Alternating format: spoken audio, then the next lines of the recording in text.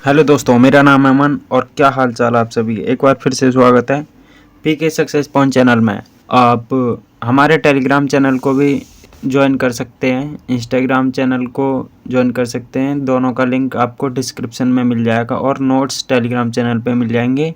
तो आज हम पढ़ने वाले हैं क्लास 10 भूगोल चैप्टर 3 जल संसाधन। जल संसाधन क्या होते हैं और इसमें हम कौन कौन से टॉपिक कवर करने वाले हैं ये भी देखेंगे। जल संसाधन में, जिसमें भारत में जल, बांध, बहुउद्देशीय नदियाँ परियोजनाएं। तीसरा नंबर, बहुउद्देशीय नदी परियोजना का उद्देश्य और उनकी खामियां और उसके विरोध में आंदोलन, वर्षा जल संग्रहण, टांका आदि के बारे में पढ़ेंगे इस चैप्टर में। तो चलिए शुरू करते हैं बिना किसी देरी के। जल के कुछ रोचक तथ्यों के बारे में पढ़ेंगे, मतलब उनके बारे में। दुनिया में पानी की कुल मात्रा 96.5% है, ये आप सभी को पता होगा, और समुद्र के रूप में मौजूद है और केवल 2.5% मीठे पानी के रूप में अनुमानित है। भारत में वैश्विक वर्षा का लगभग 4% भारत प्राप्त होता है और पानी की प्राप्ति व्यक्ति प्रति वर्ष उपलब्ध के मामले में दुनिया में 133वें स्थान पर आता है। ऐसी आशंका व्यक्त की जाती है कि 2025 तक भारत में बड़े हिस्से में पानी की कमी वाले देश या क्षेत्रों में शामिल हो जाएगा। मतलब कि 2025 आते आते भारत के बड़े हिस्से, मतलब कुछ बड़े हिस्से पानी की कमी में आ सकते हैं, कुछ देश या क्षेत्र शामिल हो सकते हैं। दुर्लभता का अर्थ है पानी की कमी होना। जल दुर्बलता के कारण, इसके कारण क्या हो सकते हैं? बड़ी आबादी, सिंचित क्षेत्रों में विस्तार करने के लिए जल के संसाधन का अत्यधिक दोहन करना। तीसरा, बढ़ते शहरीकरण और औद्योगिकरण के साथ पानी की मांग और विभिन्न सामाजिक समूह के बीच में पानी का असमान पहुंच। उद्योग द्वारा पानी के अत्यधिक उपयोग, शहरी क्षेत्रों में पानी का अधिक दोहन। अगला टॉपिक हम पढ़ते हैं कि औद्योगिकरण और तथा शहरीकरण किस प्रकार जल दुर्बलता के लिए उत्तरदायी हैं। स्वतंत्रता के पश्चात भारत में तेजी से औद्योगिकरण हुआ। उद्योगों में बढ़ती संख्या के कारण अलवणीय जल का अत्यधिक प्रयोग हुआ और शहर में बढ़ती आबादी तथा शहर जीवन शैली के कारण जल ऊर्जा का आवश्यकता तीव्र वृद्धि हुई और शहरों तथा गांवों में जल संसाधनों का अति शोषण हुआ। कुल मिला के ये समझ सकते हैं कि हम स्वतंत्रता के बाद उद्योग मतलब कि बड़े बड़े कारखाने, व्यापार, इन सब में पानी की बहुत ज़्यादा अत्यधिक प्रयोग होने लगा। फैक्ट्रियों में इनका ज़्यादा उपयोग होने लगा और हमारी शहरी जीवन शैली में जल का ज़्यादा उपयोग होने लगा और शहरों तथा गांवों में भी उपयोग होने लगा जल का।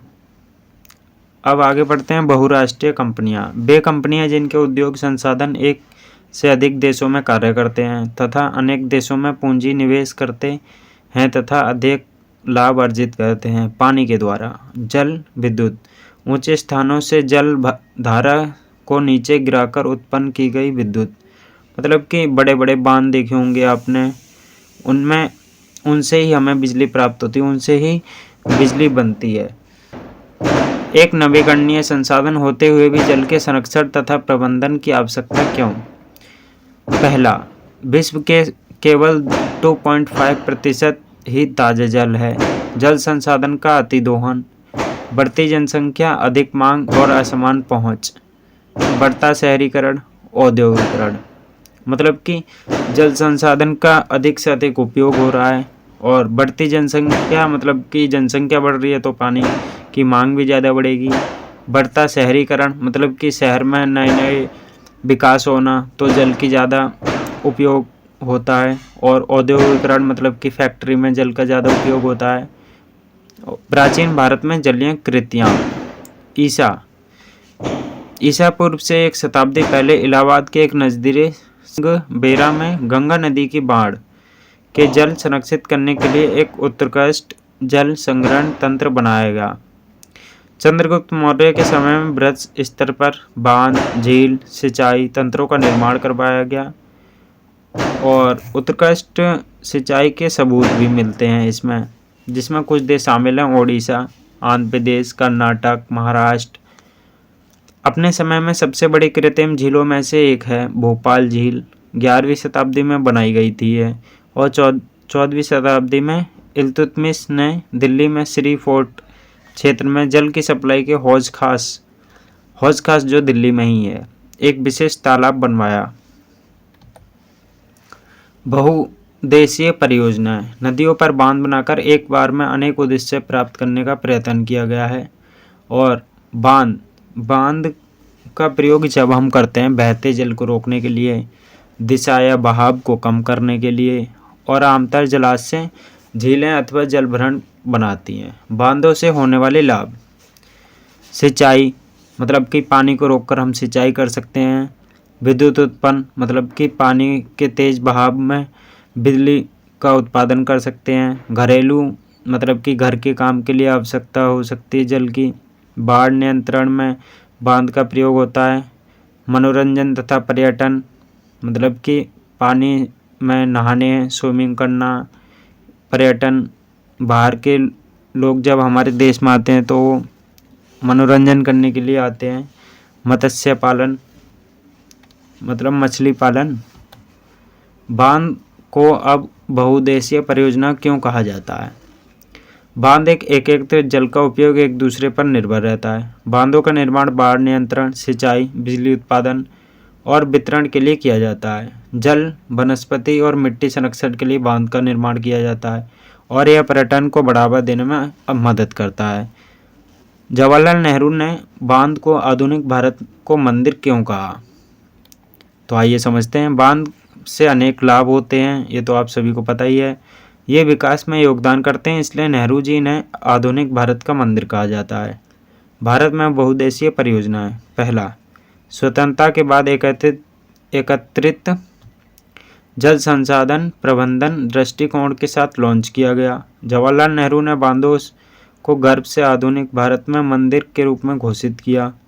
यह कृषि और ग्राम अर्थव्यवस्था के विकास को तेजी से औद्योगिकरण में शहरी अर्थव्यवस्था के विकास के लिए एकत्रित करेगा। बहुउद्देशीय नदी घाट परियोजनाएं। नदी पर बांध बनाकर इससे अनेक प्रकार के उद्देश्यों को पूरा करना बहुउद्देशीय नदी घाटी परियोजना कहलाता है। बहुउद्देशीय नदी घाटी परियोजना के मुख्य उद्देश्य क्या होते हैं? जल विद्युत उत्पन्न करना, सिंचाई, घरेलू कार्य में जल का उपयोग करना और नौचालन में पर्यटन, बाढ़ नियंत्रण, मछली पालन। बहुउद्देशीय नदी परियोजनाओं के लाभ। जो अभी पीछे बताया वो घाटियों परियोजनाओं के उद्देश्य थे, अब ये परियोजनाओं के लाभ हैं। सिंचाई, विद्युत उत्पन्न, बाढ़ नियंत्रण, मत्स्य प्रजनन और अंतर्देशीय नौवहन, मतलब कि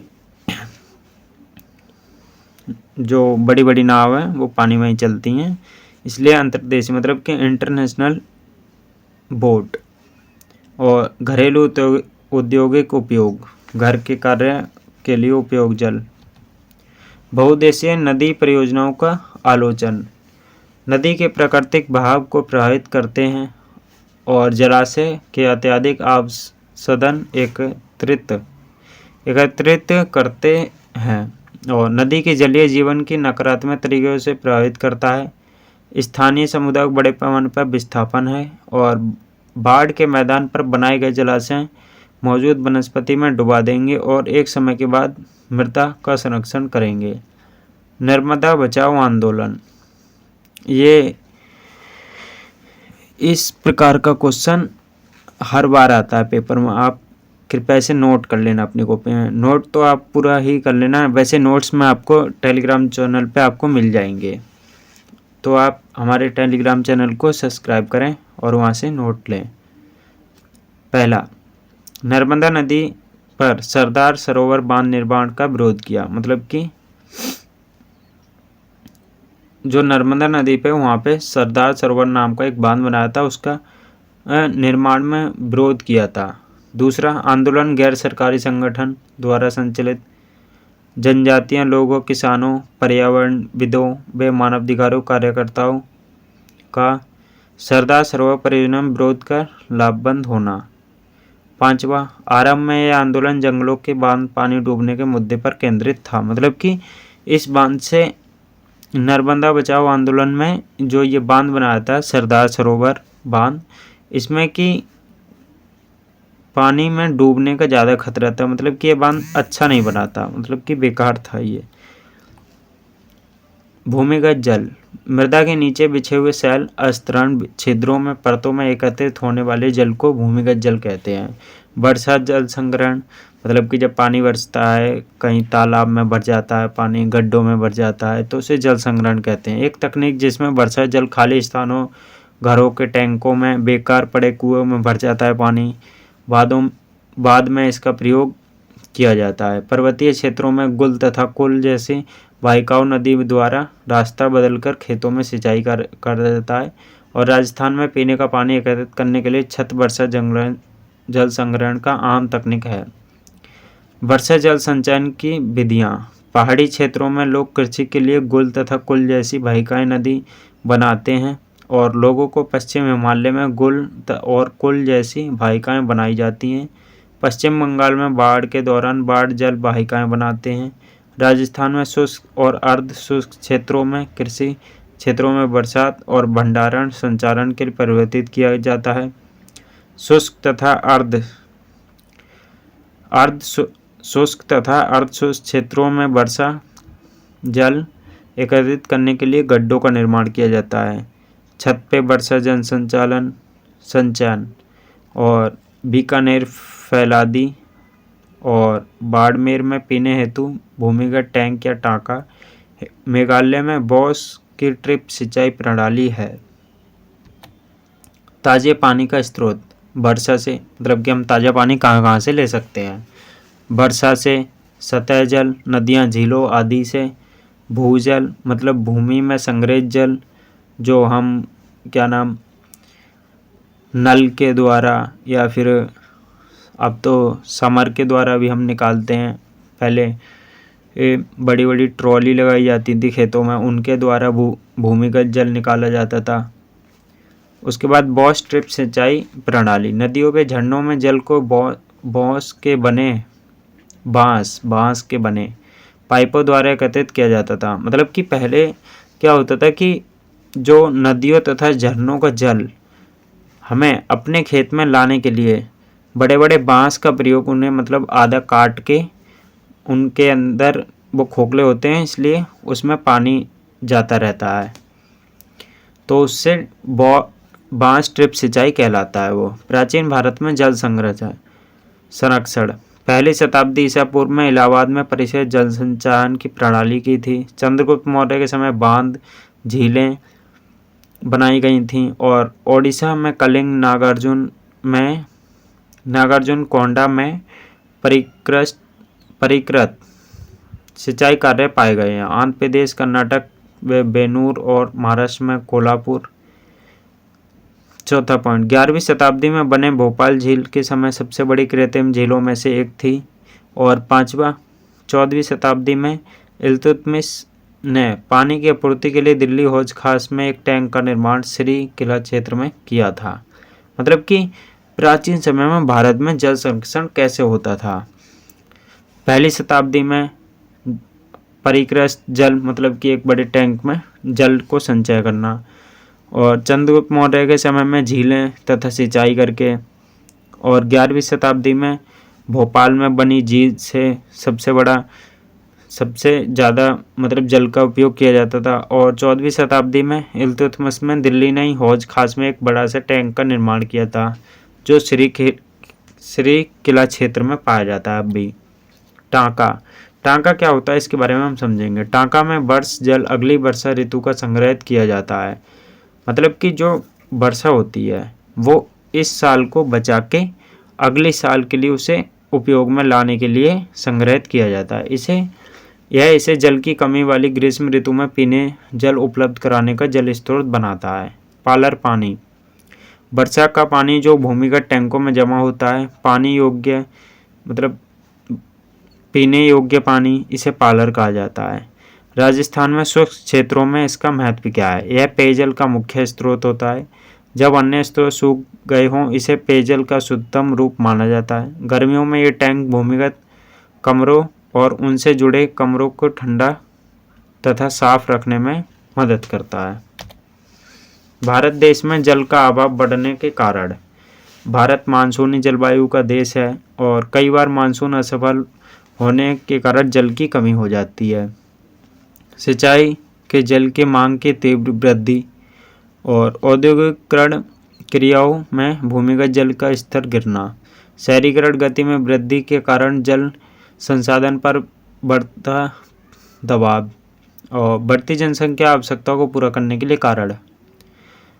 मतलब कि भारत में जब कभी कभार कि मानसून नहीं आता है, मतलब कि वर्षा का मानसून नहीं आ पाता, तो जलवायु की देश में कमी हो जाती है और जल में सिंचाई की तीव्र मांग, मतलब कि सिंचाई में ज़्यादा से ज़्यादा जल का उपयोग किया जाता है और औद्योगिकरण के भूमिगत जल स्तर को गिरना। शहरीकरण में मतलब कि घरेलू कार्य के लिए जल का ज़्यादा से ज़्यादा उपयोग होता है। बढ़ती जनसंख्या के कारण भी जल की कमी हो सकती है। अत्यधिक सिंचाई के नकारात्मक प्रभाव। इससे मिट्टी को लवणीकरण जैसे बड़े पारिस्थितिक परिणाम हो सकते हैं। इससे मिट्टी की उर्वरता में कमी हो सकती है। मतलब कि अत्यधिक से मतलब कि 19 से ज़्यादा अगर हम पानी का यूज़ करेंगे तो हमारे ऊपर नकारात्मक प्रभाव पड़ सकते हैं, जैसे कि मिट्टी की उर्वरता में कमी, इससे पानी की भी कमी हो सकती है बाद में। बस इतना ही आज की क्लास में। मिलते हैं अगली क्लास में। मुझे पता है ये चैप्टर बड़ा ही लेट आया है, क्यों